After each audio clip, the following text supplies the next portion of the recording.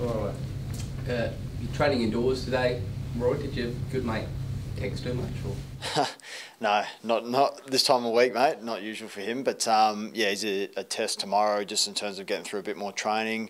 He was obviously very sore on the weekend and the last couple of days, and with a short turnaround, give him as much time to let that settle before he does a little bit. So yeah, with the team tomorrow, we'll sort of test him there. Obviously, last time he missed it. You know, he's out for a little bit with the back. Is that kind of a similar feeling that he's going to be a struggle for him to get up?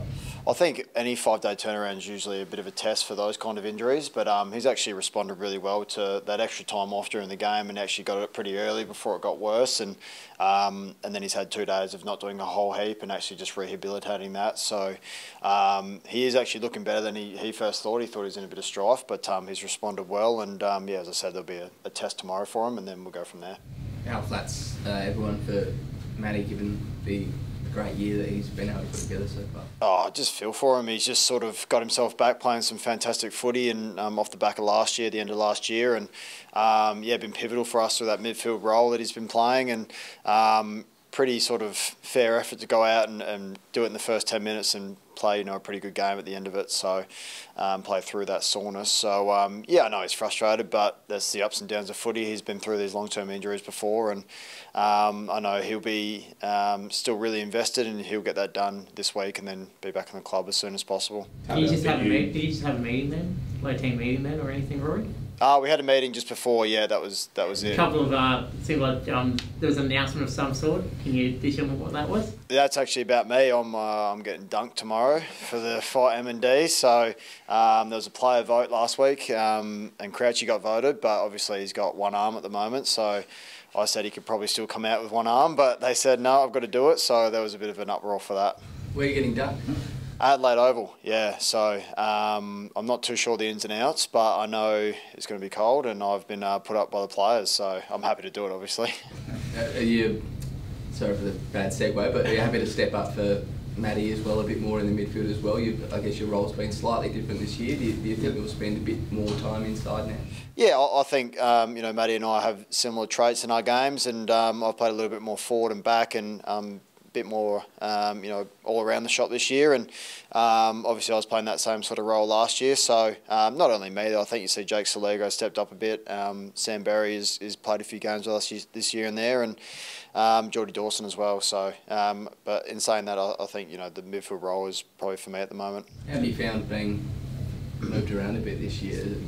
3-time club champion. You've sort of made your name in that interim in the last couple of years. Has it been a challenge for you to sort of adjust to not being full-time on board?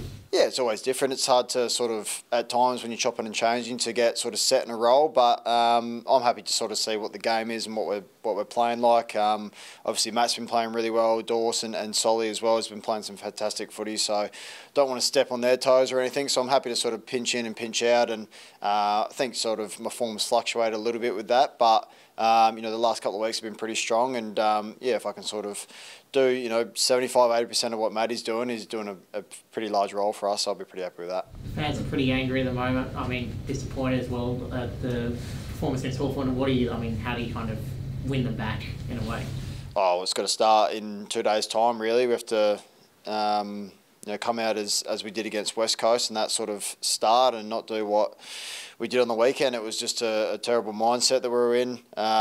They came out and punched us in the face, and we weren't sort of ready for it. So it was obviously a really disappointing performance, probably one of our lower ones for the year, and it starts this week, and then we've got obviously a big challenge next week against Sydney. You say terrible mindset. Is that something that you can affect, or was that something you felt at the time that we're not going to be ready here, or is it just when you look back that you weren't in the right spot? Yeah, I think it's probably the $1,000,000 question in footy, like why teams start like that, and for whatever reason Hawthorn were just on top of us in nearly every asset of the game early on, so it's not a thing that we just go out and go, oh yeah, we're not going to try today, like we obviously didn't do that. So it's pretty even competition. It just shows if you're 10–15% off, because I think besides the first quarter and a half, we actually played some okay footy, but it's too even of a competition, and Hawthorn are too good, and we can't get the margin back from there.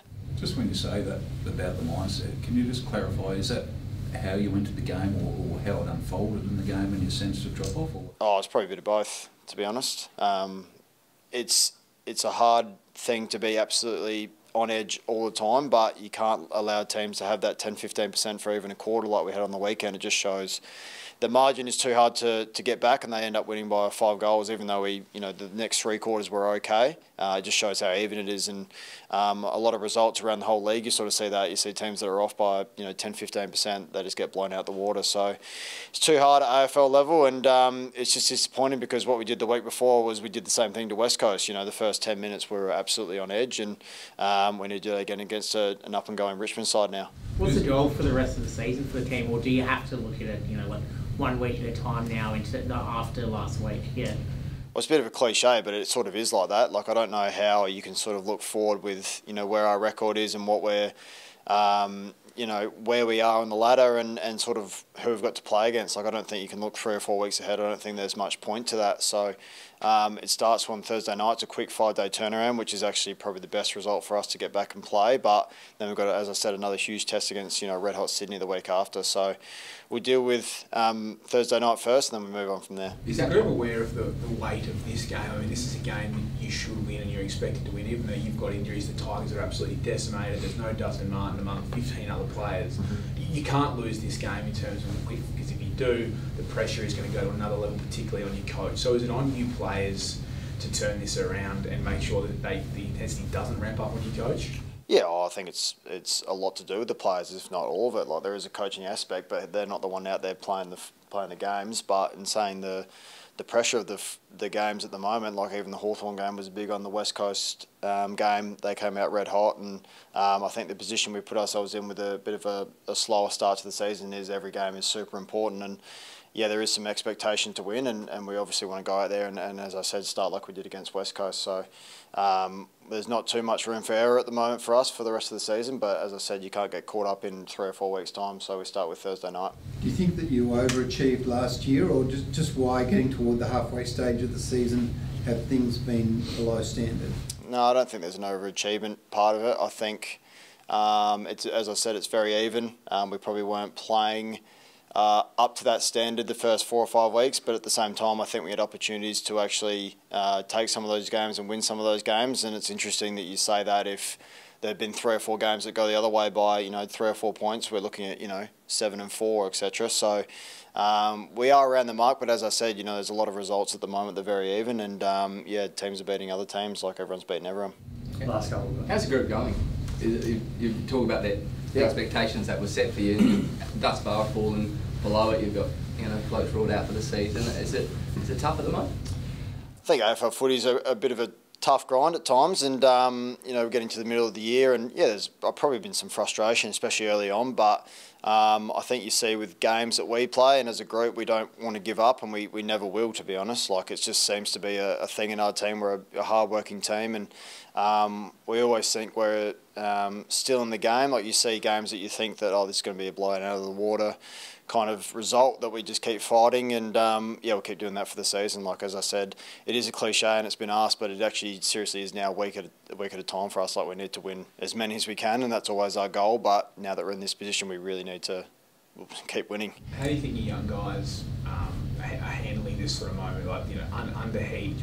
Josh and Shelley spoke to Nine yesterday about sort of maybe being a little bit unsure at his role and things like that. So how do you get around those players, particularly when there's talk that maybe like a Curtin or a Dowling or should come into the side? Yeah, I think it's a learning curve for these young players. You forget how young some of these guys are and how many sort of games they've played. They've played 30, 40 games. It's all new to them, and they're still learning. And I know the coaches are all over that in terms of the clarity in their roles, and there's a lot of connectivity between us as teammates. So I know Rash speaks to Taylor Walker a lot, for example. They're playing the same line down forward. So yeah, at times there is, this is what you need to do better, but at times as well there is some sort of putting your arms around each other and say, hey, this is what we expect, this is what you're doing well, this is what you're not doing. So it is still a learning curve, and we are still young, but at the same time we are expected to win some of these games. So, and I understand it's a performance-based industry.